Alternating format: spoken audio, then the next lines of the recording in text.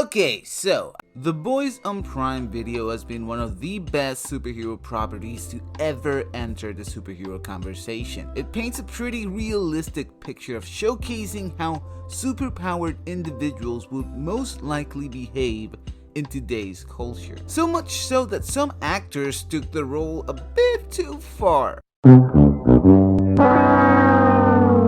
But we're not talking about that today. We are talking about The Boys Presents Diabolical. And this show, it took me for a ride. Now this show, in difference from the main show, is an anthology telling different short stories inside the world of The Boys in many different animation styles. Now I didn't know this going in. I hadn't seen any trailers or anything indicating what was ahead of me when I started watching this, and the first episode began and I was kinda underwhelmed, I guess. I mean, it was a cute story without dialogue, very much in the vein of old classic tunes like Tom and Jerry, but with accurate violence and gore. But nothing I went crazy for. I thought to myself, is this a whole show? But then I watched episode 2 and then I understood this was something else. It took me completely off guard to see the Rick and Morty stylized look pop on screen. I was like, am I watching the right show? It hit me that this show is what Love, Death and Robots is, but only in the Boys universe. Now I'm sure that most of these short stories aren't canon with the show, except maybe the last one, but we'll get into that later. Some stories even take place in the comics version of the universe with comic accurate looks and, oddly enough, the animation style of the DC movies or Invincible. This show takes us on an amazing, disturbing and just diabolical ride through so many stories and interpretations of the Boys universe, from Justin Roiland to Seth Rogen, Awkwafina, and the Boys creator Garth Ennis, and many more, but those are the ones that stood out to me the most. The second episode is very appropriately called an animated short where pissed off Supes kill their parents, and after reading that title you'd think Fall Out Boy wrote it, but it's Justin Roiland. And that title pretty much describes the entire thing. They bring in a cool concept of a facility which a bunch of Supes with shit, and I mean shit powers live. They were abandoned by their parents and now they go back and kill them. But let's face it, if anyone had a kid which superpowers were being a pool of fucking water, I mean, you know, I'm not saying I'll do it, but I mean, you know, the entire thing is very Rick and Morty. The humor, the animation, the disturbing emotional aspects of it, and Homelander makes a little cameo at the end, and you guessed it, everyone bites the dust. Moving on to episode 3, which switches animation styles to a more Invincible type, like I said earlier, and it takes place in the continuity of the Boys comics, which I gotta say I don't like nearly as much as the TV show. The show is way superior, come at me. And it follows Butcher, not played by Carl Urban, which is already a whack-ass move, blackmailing a Supe drug dealer called OD. Anyways, the entire plot revolves around Butcher getting this other superhero, the Great White Wonder, a drug to drive him crazy and kill him.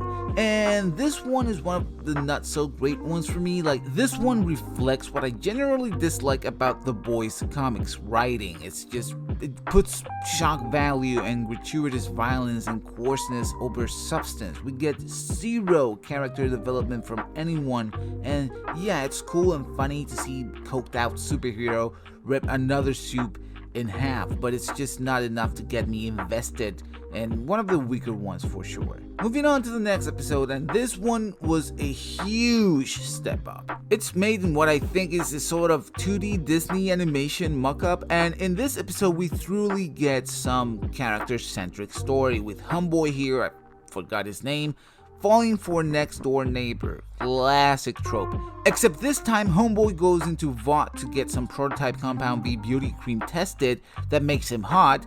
And yeah, okay, Shrek 2 did this first, but what I love about this one is how it interjects the whole social media aspect to it, and how they completely betray and change who they used to be because of it. And if I know one thing about Vought from watching The Boys, is you will always get fucked if you agree to anything they say. So yeah, this episode has a very disturbing Black Mirror-esque twist ending. So yeah, good shit.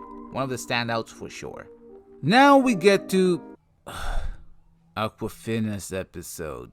This was just no. So they adopt the kawaii, childish kitty animation for this episode, and that's about it for things I like about it. The rest is just so cringy and off that I consider skipping this one.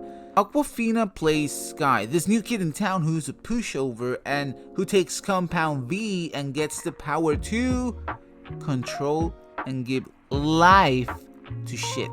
Literal turds bend to her will, and she uses sentient pieces of shit to beat the deep.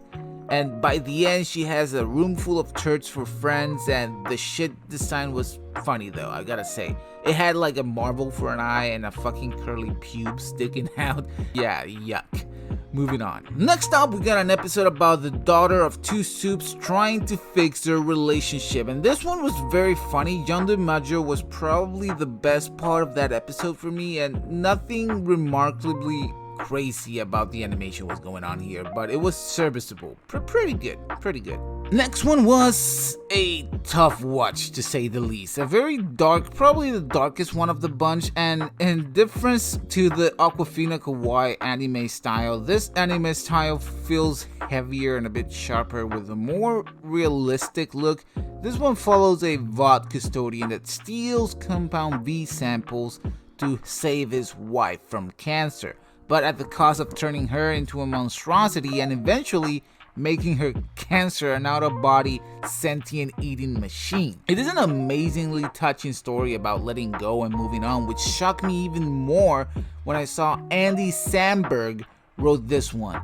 Yeah, this Andy Samberg. Masterfully done. I wonder if it made him just in his van. Which brings us to the last one, and this one is the only one that might be canon to the main show, just because it is directly tied to Homelander and part of his origin story. You could see he was really a fish out of water at the beginning. He couldn't really express himself correctly and acted very awkward in front of a crowd until he didn't. And this one explores a bit of Homelander's trauma back when he was a kid, and the show already showed us a bit of that, but this one shows us when he snapped and pretty much became who he is today. And it's so tragic to see him try to be a hero, genuinely seeking to do good, but ultimately Buck fucked him over by not raising him with love but with coldness. Vought always wins. And yeah, this was a solid episode, a decent first season for The